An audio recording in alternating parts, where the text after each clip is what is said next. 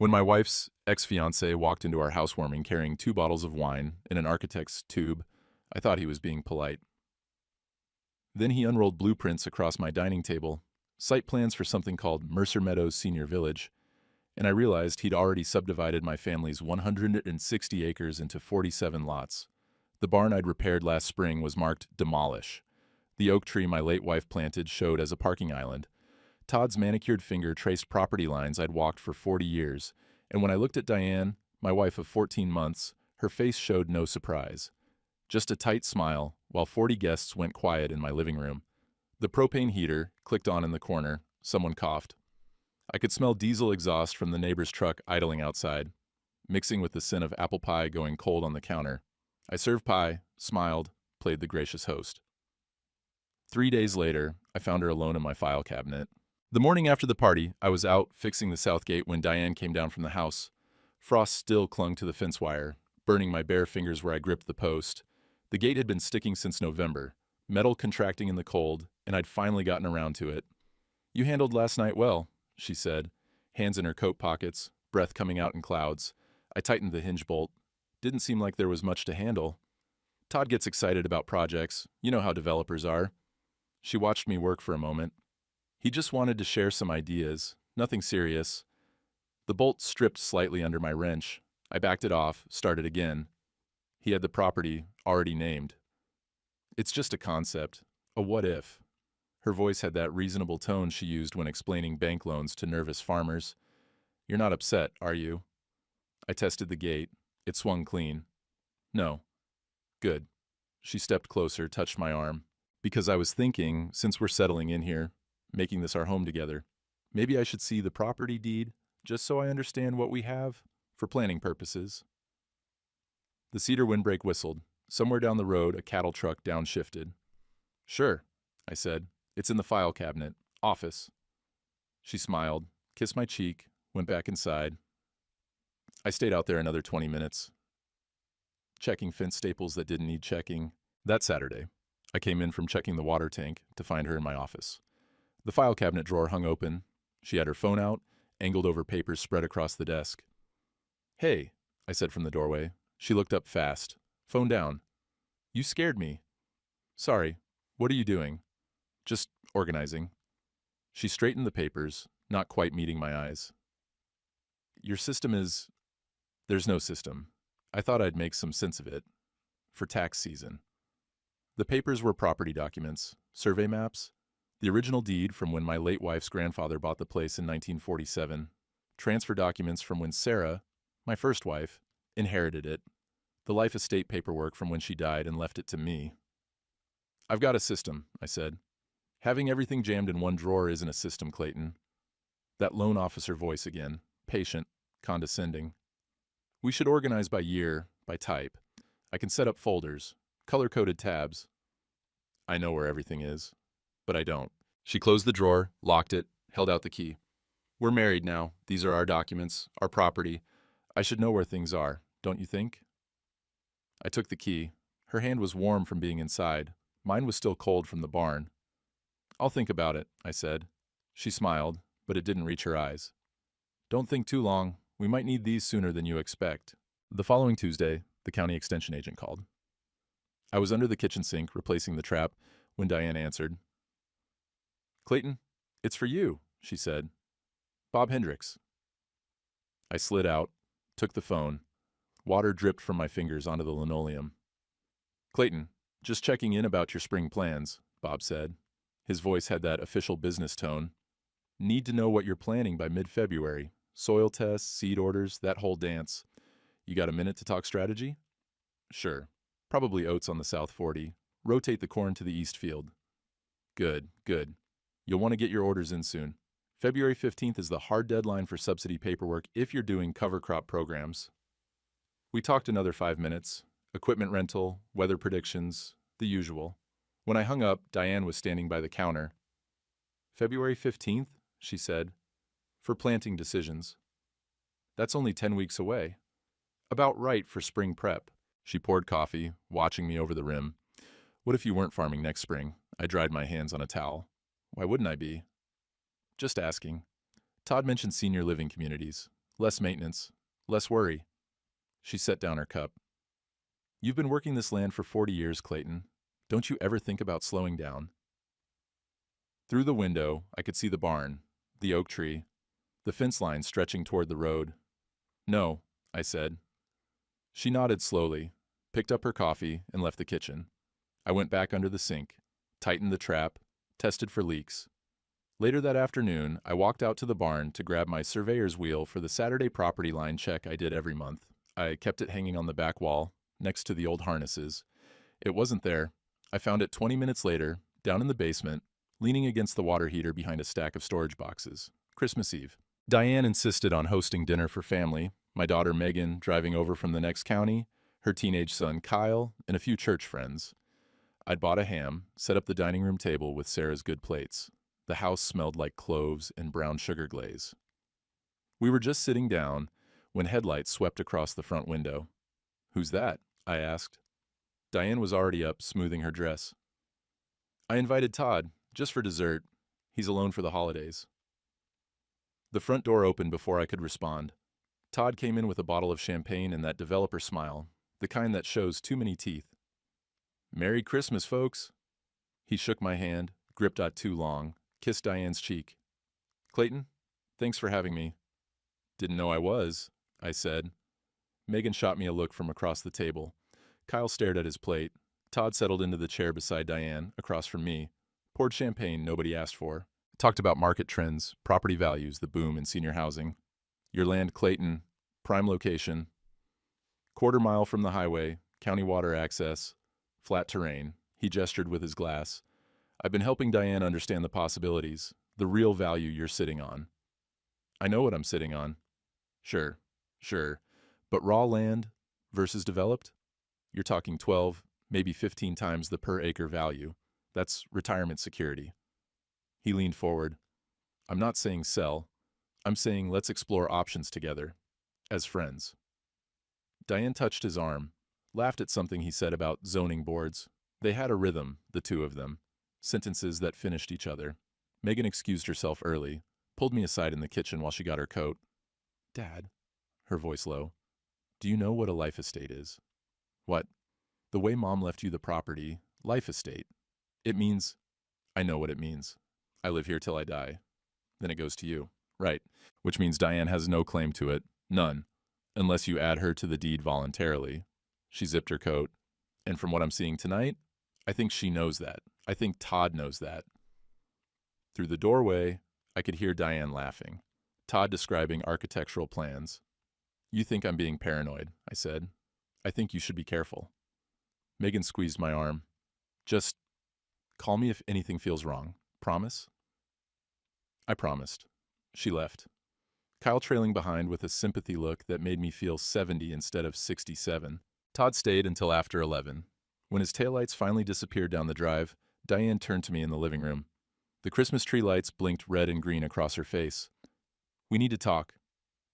"I've been waiting for this." "All right. This property situation, it's not fair." She sat on the edge of the couch, hands folded. "We're married. This is supposed to be our home. But legally, I have nothing. If something happened to you, I'd be homeless. Megan would take care of—" "Megan." She said it like a curse. "Your daughter doesn't like me, Clayton. She'd throw me out the day after your funeral. We both know it." "That's not true." "Isn't it?" She stood, paced to the window. "I gave up my apartment for this, my independence. I'm here, building a life with you, and I have zero security. That's not a partnership. That's me being a tenant in my own marriage." Wind rattled the window frame. The heater kicked on with its usual metallic clank. "What do you want?" I asked. She turned. "I want you to add me to the deed. Equal ownership, 50-50, like an actual marriage. That changes the life estate. That would—" "I know what it changes. I worked in banking for 23 years. I understand property law." Her voice sharpened. "And I understand that right now, you're telling me I don't matter as much as your first wife, as much as preserving some family legacy that excludes me." "That's not what I'm saying." "Then what are you saying?" She crossed her arms. "Either we make this property ours, equally, or I'm done. I didn't sign up to live in Sarah's shadow forever." The Christmas tree lights blinked, blinked, blinked. I need time to think, I said. You have until New Year's. She walked past me toward the bedroom. After that, I'm packing. I sat there for an hour after she went to bed. Finally called Megan. Dad, it's midnight. She wants on the deed. Silence. Then, don't do it. Not yet. Let me look at the paperwork first. Can you bring it by tomorrow? It's Christmas. I know. Bring it anyway. I hung up, stared at the blinking lights until they blurred. Outside, something metal clanged in the wind. The surveyor's wheel, probably, if it was still in the basement. It wasn't. The day after Christmas, I drove to Virgil Hayes's feed mill. Got there at 5 in the morning, when the first grain trucks started rolling in. Virgil was my late wife's brother, 71, still running the scales himself, pencil behind his ear like it had been for 50 years. He saw my truck and waved me into the office. Coffee percolating on a hot plate. Smell of grain dust and diesel fuel thick in the cold air. Thought you might show up, he said, pouring 2 cups. Heard about Christmas Eve. Small town? Small church. He handed me coffee. Black, strong enough to strip paint. Todd Beckman's got a reputation. Runs his mouth at the diner. Tells everyone what deals he's working. Your place came up 3 times last week. I wrapped my hands around the cup. The heat felt good. Diane wants on the deed. Virgil nodded slowly, sipped his coffee. Outside, a semi backed up to the scale, air brakes hissing. Come on, he said. Help me weigh this load. We walked out into the pre-dawn cold. The truck driver climbed down, handed Virgil the delivery ticket. Corn from 2 counties over, headed for the co-op. Virgil studied the ticket, made notes in his ledger. The truck rolled onto the scale platform, a massive steel rectangle set into concrete. Digital numbers flickered on the display box. 42,600 pounds, Virgil read. He wrote it down, tore off a certified weight ticket, handed it to the driver. You're good. The truck pulled off. Another one lined up behind it. See that scale? Virgil tapped the display box. Been certified by the state every year since 1973. They come out, test it with calibrated weights, make sure it's accurate to within the 2 pounds per thousand. You know why? Because grain's sold by weight. Because you can't cheat an honest scale. He poured the dregs of his coffee into the gravel. But you know what some folks try? They put a thumb on the platform, lean against it, subtle pressure. Most people won't notice 400 pounds on a 40,000 pound load. But it's there, changes the number just enough. The second truck rolled onto the scale. You can't weigh a man's worth on a commercial scale, Virgil said quietly. But you can watch who tries to rig it, who puts their thumb down when they think you're not looking. The number settled, 38,200. Your wife worked in banking, Virgil continued. She knows exactly what a life estate means. She knows she's got no claim unless you give it to her. And now she's putting pressure on you, deadline, ultimatum, threatening to leave. That's a thumb on the scale, Clayton. A crow called from the feed mill roof. The truck pulled off, engine rattling. I don't want to lose another wife, I said. I know. Virgil's voice was gentle. But losing yourself is worse. We weighed 4 more trucks as the sun came up. Virgil showed me the certified weight tickets, official stamped, proof that no thumb had touched the scale. He tucked one into my coat pocket. Keep that, he said. Reminder that some things can't be faked. I stopped at Megan's house on the way back. She had the property documents spread across her kitchen table. Reading glasses on, yellow legal pad covered in notes. Coffee? She asked. Had some at Virgil's. That sludge he makes? You need real coffee. She poured me a cup anyway. Sit down, I sat. Kyle was still asleep upstairs. The house smelled like pine cleaner, and the cinnamon rolls Megan always made the day after Christmas. Okay. She tapped her pen on the legal pad. Life estate. Mom left you the right to live on and use the property until you die. At that point, full ownership transfers to me as the remainder man. Diane, as your current spouse, has no legal claim to the property, none. She can't force a sale, can't claim a portion in a divorce, can't inherit it. It's ironclad. So if I add her to the deed, then you're voluntarily giving her 50% ownership, which she could then force you to sell or claim in a divorce or leave to whoever she wants when she dies. Megan looked up. Is that what you want? Through the window, I could see Megan's neighbor hanging Christmas lights on his gutters. Late, but better late than never. I don't know what I want, I said. That's fair. She set down her pen. But here's what I can do. I can file something called a quiet title action. It's a legal filing that clarifies ownership, puts it on public record that the life estate is in effect and that you're the sole legal owner until death. It's defensive. It doesn't change anything, just makes the boundaries crystal clear. Will Diane know? It's public record. Anyone can look it up. Megan studied my face. But yes, she'll probably find out, and she won't like it. I thought about Diane's ultimatum. New Year's Day, less than a week away. Do it, I said. Megan nodded, started gathering papers. I'll file it Monday. Should be processed within 2 weeks. She paused. Dad, I need you to understand something. Mom made me promise to take care of you and protect this place. I'm keeping that promise. But if Diane leaves over this, then she leaves. You sure? I wasn't, but I nodded anyway. Kyle came downstairs in sweatpants and a t-shirt, hair sticking up. Grandpa, you staying for breakfast? Can't. Gotta get back. He hugged me anyway. Smelled like teenager, deodorant and sleep and something vaguely sweet I couldn't identify. I drove home thinking about weight tickets and calibrated scales and the difference between pressure and value. When I pulled into the driveway, there was mail in the box. I grabbed it without thinking, flipped through on the way to the house. A notice from the county planning board addressed to me. Official seal, certified letter. I opened it standing in the driveway, gravel crunching under my boots, diesel smell still on my coat from the feed mill. Request for zoning variance. Beckman Properties, LLC. Proposed development of Mercer Road property, residential multifamily to R2 classification. I read it twice, then checked the filing date, December 4th, 3 weeks before the housewarming party. I walked into the house with the notice in my hand. Diane was in the kitchen, chopping vegetables for dinner. The radio played low, some talk station she liked. What's that? She asked, not looking up. I set the paper on the counter beside her cutting board. Planning board notice. Todd's requesting a zoning variance for this property. She glanced at it, went back to chopping. The knife made quick, precise cuts through a carrot. Okay. It's dated December 4th.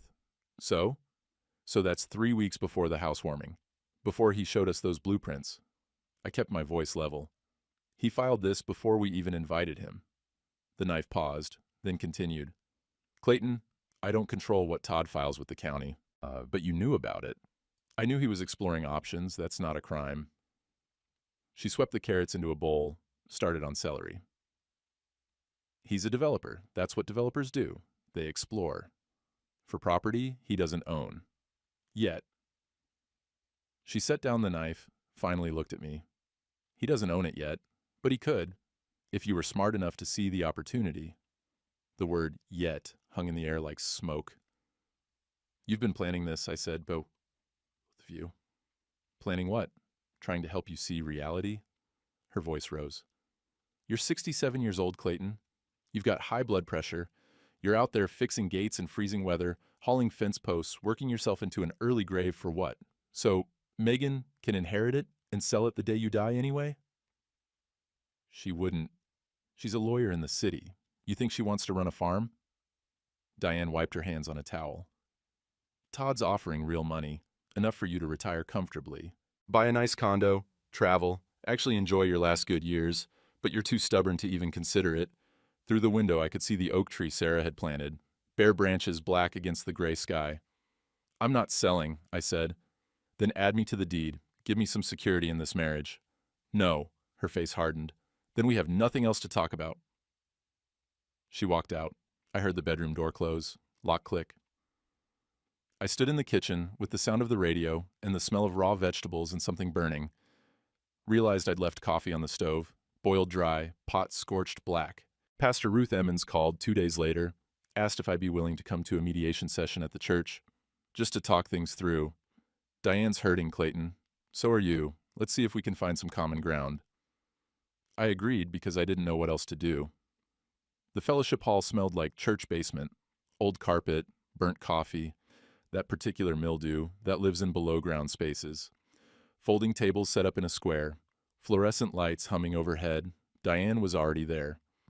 So were two of her friends from the women's Bible study. Pastor Ruth sat at the head of the table, hands folded.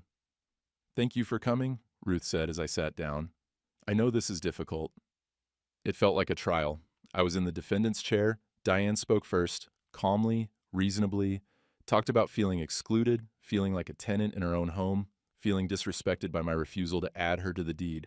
She mentioned Sarah 3 times, my late wife's ghost, she called it, said she couldn't compete with a memory. Her friends nodded sympathetically. And I'm worried about him, Diane continued, looking at Ruth instead of me. His blood pressure's been up. Doctor said so at his last appointment. All this stress, it's not good for him. Not at his age. At my age, I repeated. You're 67, Clayton. That's not young. She leaned forward. I'm trying to protect you. From yourself, from overwork, from making decisions based on stubbornness instead of wisdom. But you won't let me help. Pastor Ruth turned to me. Clayton, your perspective? I thought about Virgil's scale, about thumbs and pressure and weight that shouldn't be there. She wants the property, I said. That's what this is about. I want security, Diane corrected. I want to be treated like an equal partner. You want 50% of something your first wife left to her daughter, one of Diane's friends said quietly. Maybe that's the real issue here. You can't let go. The fluorescent lights hummed. Someone's phone buzzed in a purse. I think, Pastor Ruth said carefully, there's hurt on both sides. Fear on both sides. Diane fears being left with nothing. Clayton fears losing his family's legacy. Both of those fears are valid. So what do we do? Diane asked. Ruth looked at me. Have you considered compromise? A different legal arrangement that gives Diane some protection without fully changing the deed structure? Like what? A codicil to your will. Life insurance with Diane as beneficiary, something that provides for her if the worst happens but preserves the property for Megan. I could see Diane's jaw tighten. That wasn't what she wanted. I'll think about it, I said. That's what you always say, Diane snapped. You'll think about it. You'll consider it. Meanwhile, I'm supposed to just trust that you'll do right by me after you're dead? While your daughter sits there in the next county, waiting for her inheritance? Megan's not. Megan filed a quiet title action yesterday, Diane said. Her friends looked confused. She kept her eyes on me. I got a notification this morning. Your daughter is actively working to lock me out of any claim to this property, and you're going to sit there and tell me she's not the problem? The room went quiet. You knew about that, Ruth asked me. I asked her to file it. Diane stood up. Her chair scraped loud against the linoleum. Then we're done here. She looked at Ruth. I tried. God knows I tried, but I can't stay married to a man who values dirt and a dead woman more than his living wife. She left. Her friends followed after awkward goodbyes. I sat there with Pastor Ruth in the empty basement, fluorescent lights humming, the smell of old coffee and mildew thick in the air. Clayton, Ruth said finally, are you all right? No. She reached across the table, squeezed my hand. I've known you 43 years. Married you to Sarah in this very church, so I'm going to tell you something I shouldn't. She lowered her voice. Diane withdrew from Bible study 3 weeks ago, told the women she'd be too busy starting the new year, but Gloria saw her at lunch with Todd twice last week, at the restaurant on Highway 12. She said he was helping her understand property law. Maybe. Ruth let go of my hand. Or maybe some people can't be happy with what they have. They always need more. I drove home in silence. The radio stayed off. My hands shook on the wheel, not from cold, from something else. Something I didn't want to name. When I got home, there was a message on the answering machine. Doctor's office. Reminding me about my blood pressure recheck next week. Diane had volunteered to drive me. I didn't sleep that night. Lay in bed, listening to Diane breathe in the other room. She'd moved to the guest bedroom after the mediation. Around 2 a.m, I gave up, got dressed, went downstairs. The surveyor's wheel should have been in the barn. I'd looked for it twice since Christmas. Finally found it in the basement again, this time behind the old furnace covered in cobwebs. I cleaned it off in the kitchen sink.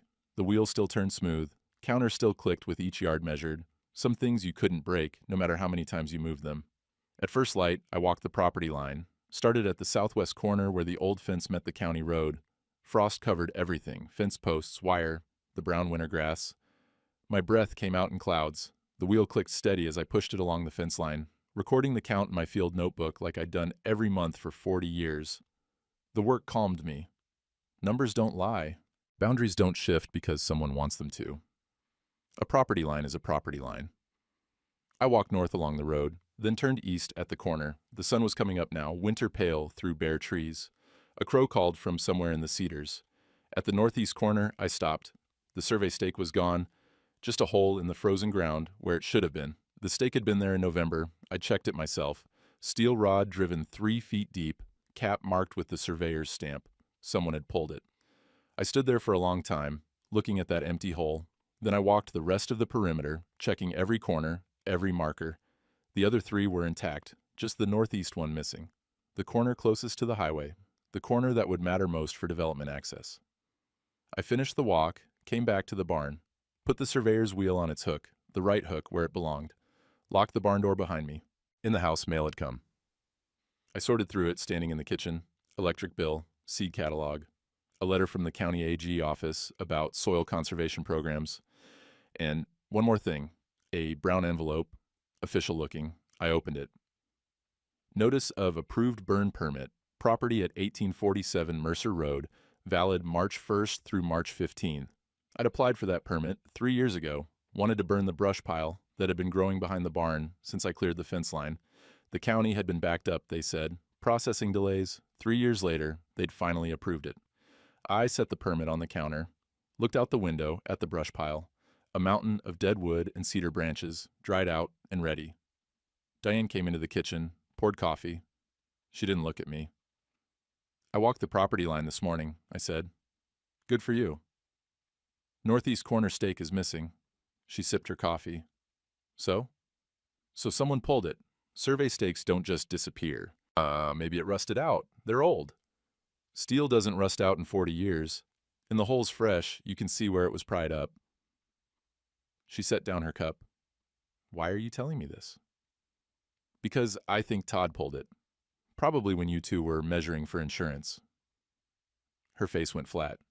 You're paranoid. Am I? I picked up the burn permit. I'm burning the brush pile next month, clearing things out, dead wood that's been sitting too long. We looked at each other across the kitchen. The coffee maker burbled. Outside, a truck passed on the county road. I'm going to my sister's for a few days, she said finally. Need some space to think. All right. Don't call me. I'll call when I'm ready to talk. She left that afternoon. I watched her pack, carry suitcases to her car. She didn't say goodbye, just backed out of the driveway and headed toward the highway. The house felt bigger with her gone, quieter. I made dinner for one, fried eggs, toast, and ate at the kitchen table with the burn permit in front of me. My phone rang around 8. Megan. Hey, Dad, just wanted to give you an update. Quiet title action's been filed. Court date is set for February 20th. It's just a formality. Judge reviews the paperwork, confirms the life estate, stamps it official. You don't even need to be there unless you want to. Okay. You sound tired. Long day. Diane still pushing? She's at her sister's. Needed space. Megan was quiet for a moment. That might be good. Give you both time to cool down. Maybe. Listen, if you need anything, if things get weird or you want me to come stay for a few days, just say the word. I'm fine. You sure? Yeah. We hung up. I washed my plate, turned off the lights, went upstairs. In the bedroom, I opened the closet. Sarah's things were still in boxes on the top shelf, things I'd packed after she died but never had the heart to throw away. Photos, letters, her wedding ring. I pulled down one box. Inside was an old coffee can, rusty around the rim. I opened it. Survey stakes? 6 of them, steel rods with stamped caps. Sarah's grandfather had kept extras and Sarah had kept them after he died. Said you never know when you'll need to remark a corner. I took one out, heavy, solid. The stamp read 1947, Mercer. I put it on the dresser where I'd see it in the morning. Then I got into bed and slept better than I had in weeks. The hardware store owner stopped me in the parking lot 3 days later. I'd gone in for fence staples and work gloves, the kind with leather palms that last more than a season. Clayton, hey. Jerry Willis was 70, ran the store since his father retired. Got a question for you. Todd Beckman was in here last week asking about septic systems. Said he was working on some project out your way. You selling? The wind cut across the parking lot. January wind, the kind that finds every gap in your coat. No, Jerry frowned. That's what I figured. But he was pretty specific. Asked about percolation rates, soil types on your property, even mentioned the northeast corner by name. He's got ideas. I don't share them. Well, he's telling folks you're liquidating, said you wanted to simplify your life. Jerry shifted his bag of rock salt to his other hand. None of my business, but thought you should know what's being said. I thanked him, drove home thinking about words, liquidating, simplifying, developer words for erasing things. At the feed mill the next morning, one of Virgil's regular customers pulled me aside. Earl Pritchard ran a dairy operation south of town. Heard you're sick, he said. That true? What? Rumor going around you got health problems. That's why you're selling the farm. He looked embarrassed. Just wanted to say I'm sorry. If you need help with anything, I'm not sick, and I'm not selling. Oh, he scratched his jaw. Well, somebody's spreading it. Heard it at the diner twice this week. I found Virgil in the office, going over invoices. People think I'm dying, I said. I know. He set down his pencil. Heard it myself. Also heard your wife's been seen with Todd at the restaurant on Highway 12, 4 times in the last 2 weeks. She's at her sister's. Her sister lives in Seville. That's 2 hours south. Virgil pulled a grain scale weight ticket from his desk drawer, the certified kind with the state stamp. Remember what I told you about rigging scales? About putting a thumb where it doesn't belong? I took the ticket, looked at the numbers, the official seal, the calibration date. They're running a play, Virgil continued. Spread rumors you're sick, you're selling, you're making bad decisions, pressure you from every angle until you break. Classic developer tactic. Make the seller desperate enough, they'll take any offer. Todd doesn't have an offer on the table. Yet. Virgil leaned back in his chair. But he will. Lowball probably, and he'll make it sound like he's doing you a favor. Through the window, I could see a grain truck backing up to the scale. The driver climbed out, stretched, lit a cigarette. Megan filed the quiet title. I said, Court date's February 20th. Virgil smiled. Smart girl. Sarah would be proud. It won't stop Todd's zoning variance. No, but here's the thing about variance requests. They need owner consent. County won't approve multifamily development without a signed letter from the property owner saying they support the change. He tapped the weight ticket in my hand, which you haven't signed, and can't be forced to sign. I looked at the ticket again, the certified stamp, the proof that the weight was true, untampered. So his variance request is dead? As long as you don't sign. And as long as the quiet title confirms you're the sole owner, Diane can't sign it either. Virgil stood up.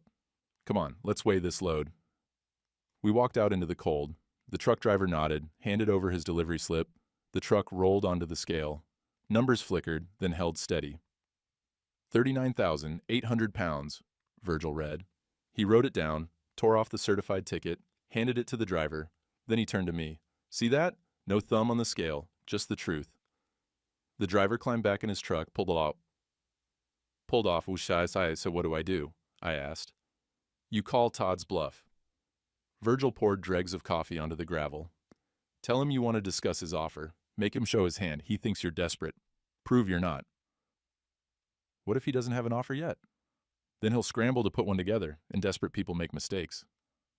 He clapped me on the shoulder. Trust me. I've been watching developers try to steal farms for 50 years. Best defense is making them think you're interested. They get cocky. Overplay. That afternoon, I called Todd, left a message. This is Clayton Mercer. I've been thinking about your development ideas. Let's talk. How about we walk the property line together? I can show you the exact boundaries, discuss what's possible. Call me back. He returned the call within an hour. Clayton, great to hear from you. I knew you'd come around. Just want to understand what you're proposing, in detail. Absolutely. When works for you? Next week, Wednesday. Meet me at the house, 9 a.m. Wear walking boots. We'll cover the whole perimeter. Perfect. I'll bring updated plans. We hung up. I sat there with the phone in my hand, looking out at the winter fields, brown and frozen and waiting for spring. Virgil was right. Time to see what Todd was really offering, and what he'd do when he realized the scale wouldn't tip. The night before Todd was supposed to come walk the property, I couldn't sleep, lay in bed staring at the ceiling, listening to the house settle. The furnace kicked on with its usual clank, wind pushed against the windows. Around midnight, I got up, put on my coat and boots, grabbed a flashlight, went out to the barn. The brush pile sat behind it like a monument to procrastination. 3 years of dead cedar branches, broken fence posts, scrub wood from clearing the fence line, dry as bone, ready to burn.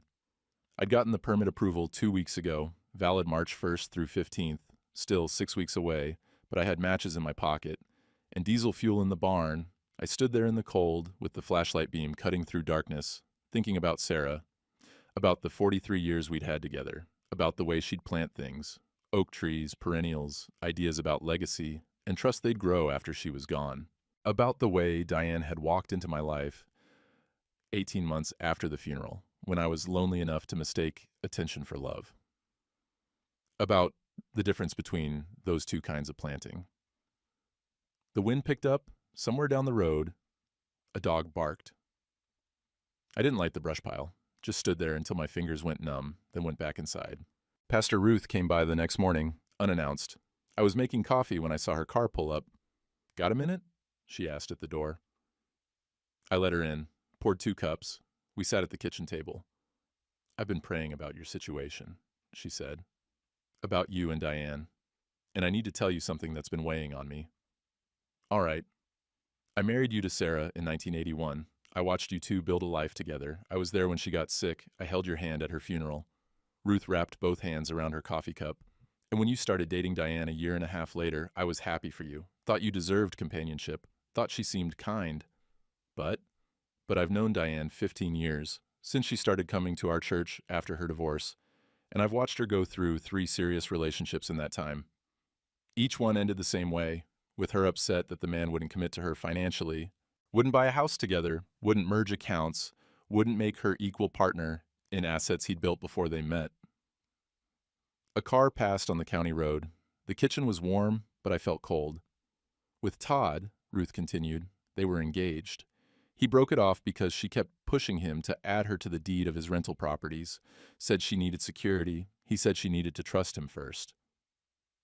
"Why didn't you tell me this before?"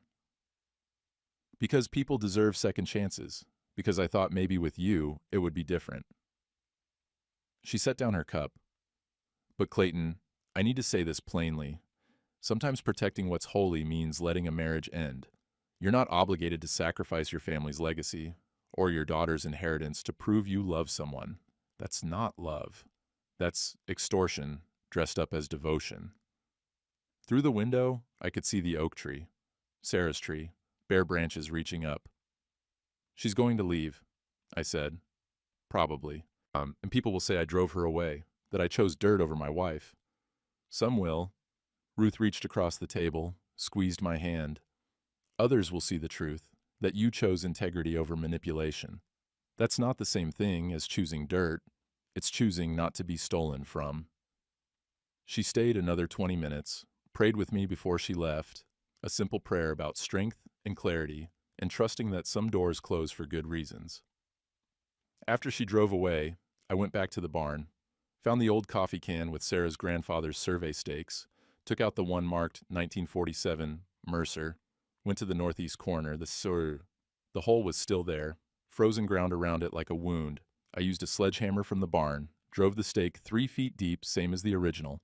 Each strike rang clear in the cold air. When I finished, the marker stood solid, cap stamped with the year my wife's family had first claimed this ground. I stood there looking at it, the county road, beyond. The cedar windbreak, the field stretching south toward the house.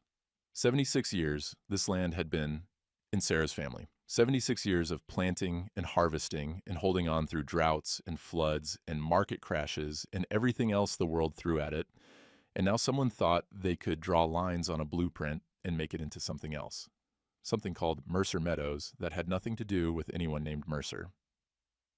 I thought about the burn permit in my kitchen drawer, about clearing out dead wood, about making space for what deserves to grow.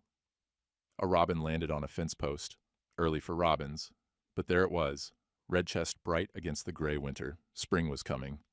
That afternoon I called Todd's cell. "Clayton, we still on for tomorrow morning?"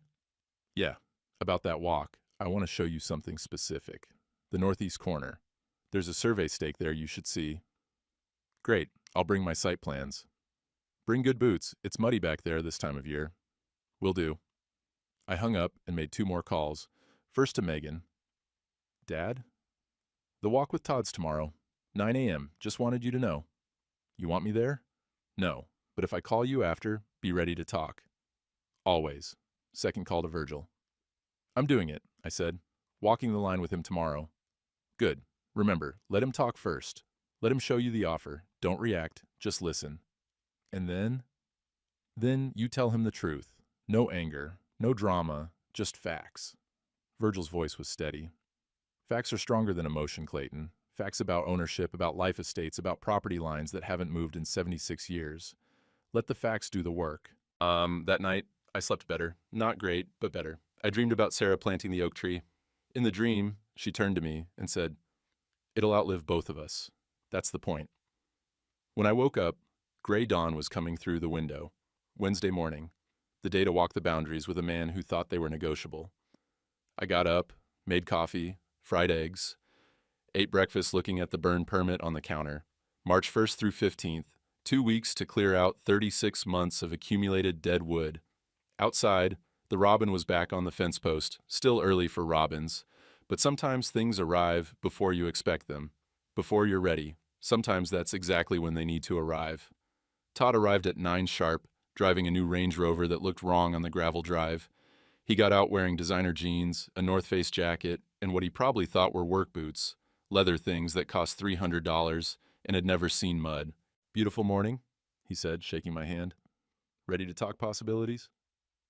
Ready to walk. I had my surveyor's wheel, my field notebook, and the coffee can with the 1947 survey stake in my coat pocket. "We'll start at the southwest corner, follow the whole perimeter. That's about 3 miles. You good for that?" "Absolutely." He pulled a rolled set of plans from his Range Rover. "I brought updated designs. Wait till you see what we can do with this place." We started walking. I pushed the surveyor's wheel along the fence line, the counter clicking each yard. The ground was soft from the January thaw, mud season starting early. Todd's boots squelched with each step. "So here's what I'm thinking," he said as we walked. 47 residential lots, quarter acre each. Clubhouse where the barn is now. Retention pond on the south field. We keep some of the mature trees for character. Very upscale, very tasteful. Uh-huh. I kept pushing the wheel. Click, click, click. Market analysis shows units selling for $350,000 to $400,000 each. That's 16 to 18 million in gross sales. He was getting excited now, hands moving as he talked. Standard development split, you'd walk away with 3 to 4 million after costs. That's retirement money, Clayton. That's legacy money for your daughter. We reached the northwest corner. I stopped, checked the stake. Still solid. "What about the life estate?" I asked. Todd's rhythm faltered. Just for a second. "What about it?" "Diane told you about the life estate structure, right? That the property stays in trust for my daughter?" "Yeah, she mentioned something about that." He waved it off. "But that's easy to work around. We restructure the deal as a long-term lease with option to purchase. You lease me the development rights, I build out the subdivision, and we settle final sale terms when the time comes. You get monthly lease payments now, full buyout later. Everybody wins." The wind picked up. A crow called from the cedar windbreak. "How much for the lease, Fa?" I asked. "I'm thinking $50,000 a year for 3 years. Gives me time to get permits, infrastructure, initial lots sold. Then we do the final sale negotiation." $50,000 a year, $150 total, for development rights to land worth $7 million. I started walking again, east along the north fence line. The wheel clicked steady. Todd kept talking. About architectural renderings, about HOA fees, about the waiting list of buyers ready to move to premium rural communities, about how this was the future, how farmland conversion was inevitable, how I could be part of something bigger than myself. We reached the northeast corner, the furthest point from the house, where I'd driven the new survey stake 2 days ago. "Hold on," I said. I stopped the wheel, walked over to the marker. Todd followed. "See this?" I pointed at the stake. 1947. "This corner's been marked for 76 years. My late wife's grandfather put the original in. I just replaced it." "Okay."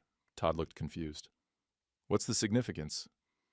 "Someone pulled the old one a couple weeks ago, right after you and Diane were out here measuring for insurance." His face went carefully blank. "I don't know anything about that." "Don't you?"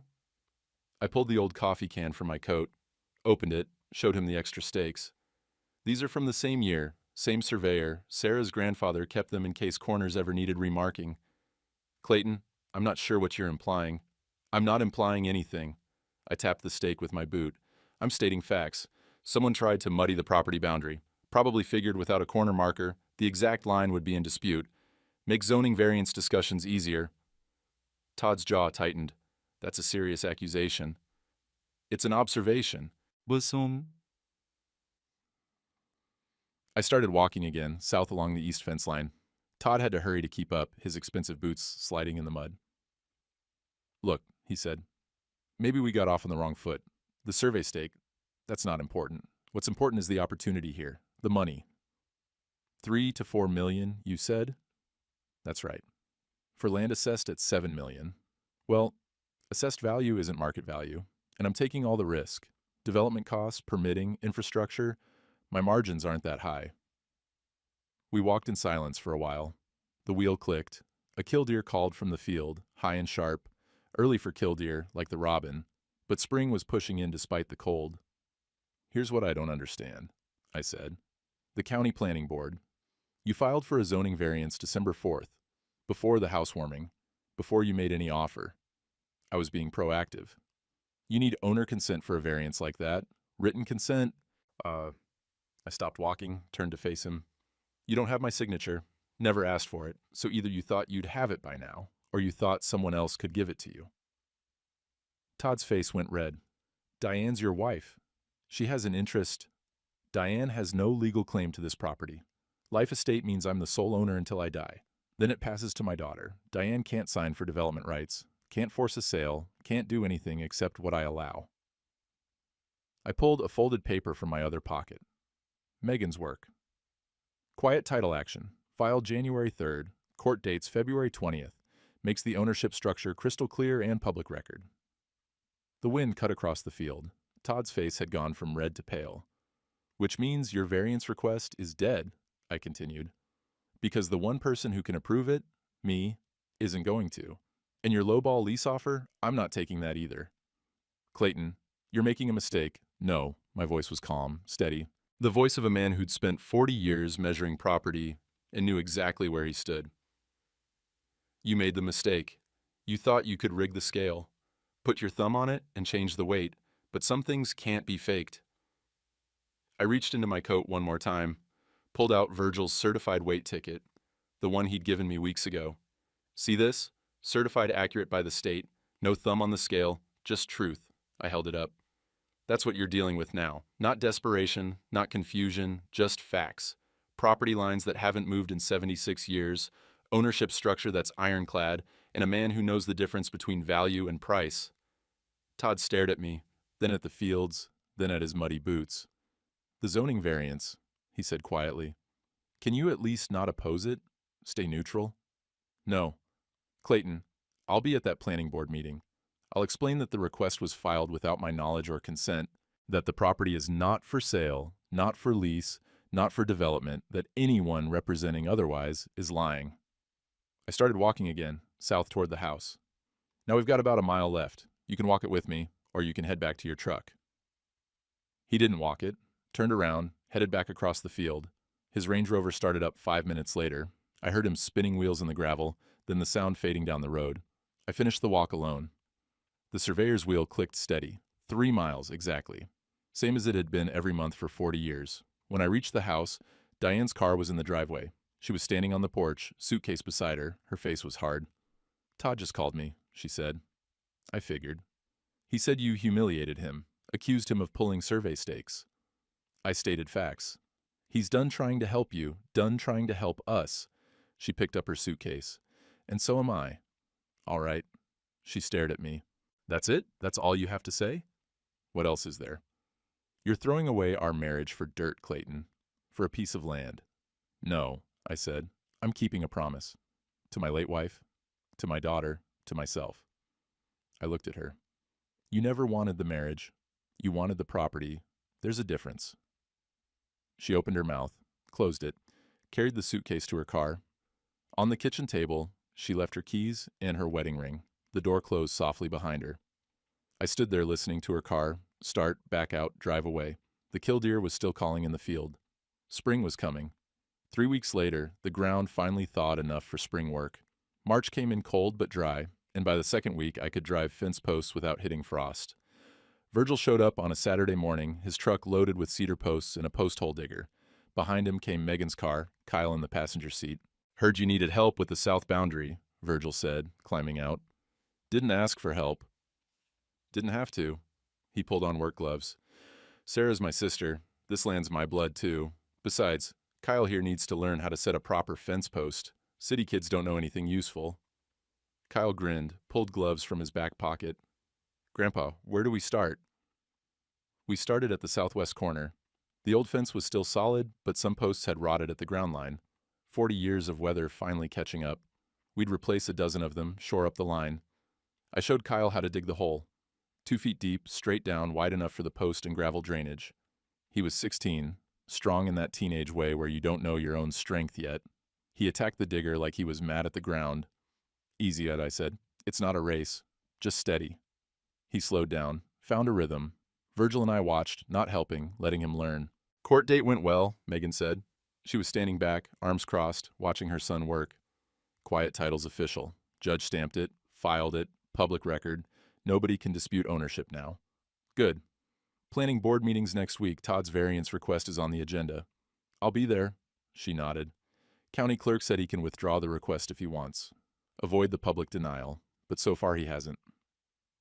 Kyle got the first hole dug. We dropped in gravel, set the post, tamped earth around it.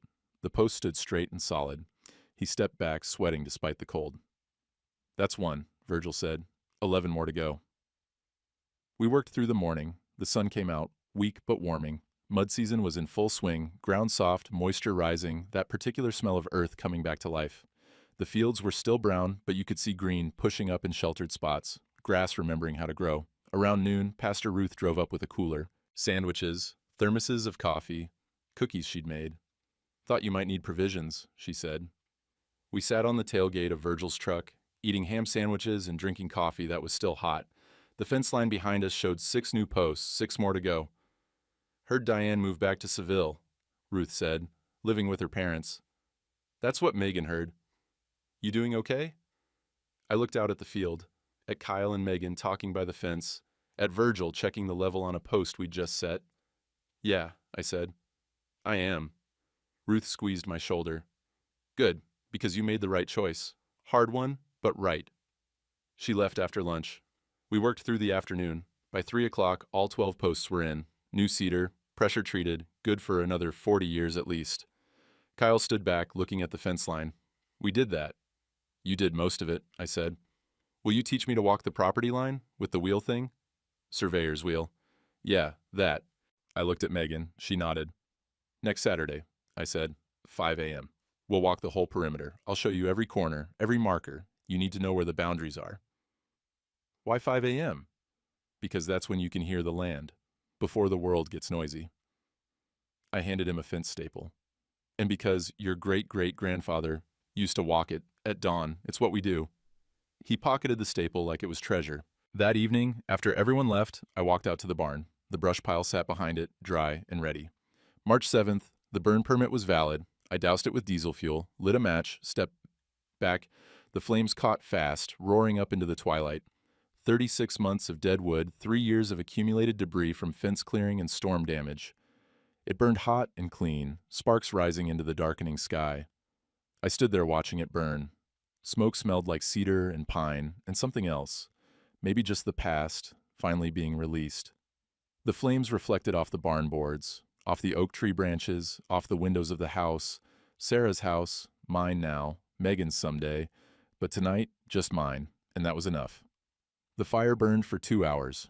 When it was down to coals, I took the surveyor's wheel from the barn and walked out to the northeast corner one more time. The stake I'd driven stood solid, the 1947 stamp clear in my flashlight beam. I stood there in the dark, listening, cattle somewhere in the distance, wind in the cedars, a truck on the county road, gearing down for the curve. No killdeer yet. Too early, even for early spring, but they'd come. They always did. Monday morning, I drove to the hardware store. Jerry Willis was at the counter. "Clayton, heard you had help with the fence work Saturday." "Virgil and my grandson." "That's good. That's real good." He rang up my purchase. Oil for the tractor, filter for the air compressor. Also heard Todd Beckman withdrew his variance request. Did it Friday afternoon, right before the deadline. "That's so." "Yep. Saved himself the embarrassment of a public denial. Jerry handed me my change. Word is, he's looking at property 2 counties over now. Somebody else's problem. I drove home thinking about that, about developers moving on when the scale won't tip, about people who mistake everything for a transaction. In the mailbox was a seed catalog and a letter from Diane's lawyer. I opened it standing by the road. Petition for divorce, irreconcilable differences. She wanted nothing from the property. Her lawyer had clearly explained the life estate made that impossible. Just a clean split and her name back. I'd sign it. Give her what she wanted, finally. The only thing I could give her that she'd take. That night, I called Megan. Divorce papers came. You okay? Yeah, it's right. I know, still can't be easy. It's easier than the alternative. I looked out the kitchen window at the oak tree, black against the twilight. I'm signing them tomorrow, sending them back. Good. And Megan, thank you for the quiet title, for the legal work, for showing Kyle how to... I stopped, started again. For keeping your mom's promise. Her voice was soft. She'd be proud of you, Dad. What you did, what you didn't do. After we hung up, I sat at the kitchen table with the divorce papers and a pen. Outside, the first stars were coming out. The March sky still cold but clear. I signed where the lawyer had marked, dated it, put it in the return envelope. In the morning, I'd mail it, start the 90-day waiting period. By June, it would be final. By June, the fields would be green, the fence would be strong, Kyle would know every corner of this land, and I'd still be here.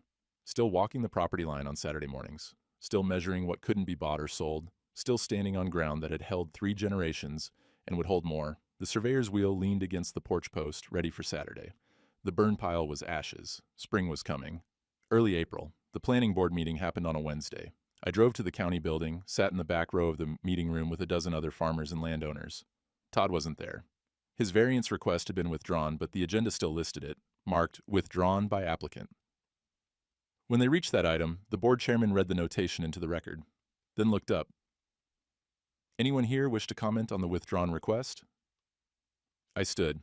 Clayton Mercer, property owner at 1847 Mercer Road, the subject property. Go ahead, mister. Go ahead, Mercer. Just wanted on record that the variance was requested without my knowledge or consent. The property is not for sale, not for lease, not for development. It's farmland. It'll stay farmland. I sat back down. The chairman nodded. So noted. Thank you. That was it. 30 seconds. But it mattered. Public record now. Anyone who came asking would find that statement in the minutes. Afterward, the county extension agent caught me in the parking lot. Heard you're planting oats on the South 40 this year? That's right. Good crop rotation. Your soil tests came back excellent, by the way. Whatever you're doing, keep doing it. I drove home as the sun set. The fields were greening up now. Real green, not just the promise of it. The oak tree had buds. Robins were building a nest in the barn eaves. The killdeer had returned, calling their sharp alarm from the south field. Saturday morning, 5 a.m., Kyle was waiting on the porch when I came out. He had coffee in a thermos and boots that would actually work in mud. Ready? He asked. I got the surveyor's wheel from the barn, showed him how to push it, how to read the counter, how to record the measurements in the field notebook. We started at the southwest corner. The new fence posts we'd set 3 weeks ago were already settling in, solid. The wheel clicked as we walked. Kyle counted quietly, writing numbers every 100 yards like I'd taught him. Dawn came up gray and gold, dew on the grass. The air smelled like turned earth and distant diesel and possibility. At the northeast corner, I showed him the survey stake, told him about his great-great-great-grandfather, driving the first one in 1947, about Sarah's grandfather keeping extras, about markers that hold boundaries nobody can argue with. Why do we walk it every month? Kyle asked. Because if you don't walk your boundaries, someone else will draw them for you. I tapped the stake with my boot. Land remembers. You just have to show up and listen. We finished the walk as the sun broke clear. 3 miles, exactly. Same as it had been for 76 years, same as it would be for 76 more, if we kept walking it. Back at the house, I made breakfast. Eggs, bacon, toast. Kyle ate like teenagers do, fast and grateful. Can we do this every month? He asked. Every month, I said. After he left, I sat on the porch with coffee, watched the fields, listened to the killdeer and the robins and the distant sound of Virgil's grain trucks on the county road. Some men leave money, some leave land. The lucky ones leave both to people who understand the difference. The surveyor's wheel leaned against the porch rail. The morning was warm, Spring had arrived, and I was still here,